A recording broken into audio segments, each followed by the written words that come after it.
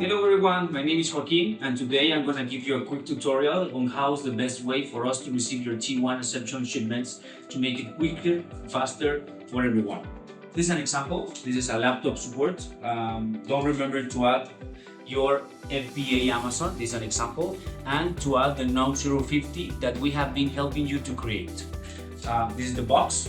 This is the box that we are going to receive in Laredo. So each one of your products should be inside the box.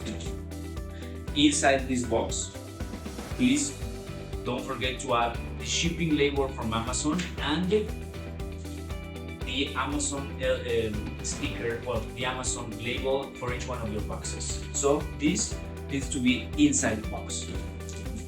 This is what we're going to receive in Laredo. Then we're going to make the T1 exception into Mexico. Once we have it in Mexico, we're going to open it, check that everything is fine.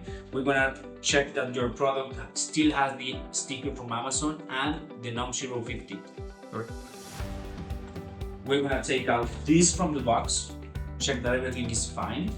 We're going to close your box and we're going to paste this shipping label and the Amazon label. So we just go to DHL and send it out to your FBA Amazon warehouse. I hope this helps for you to understand which one is the best way for us to get your products. Thank you very much.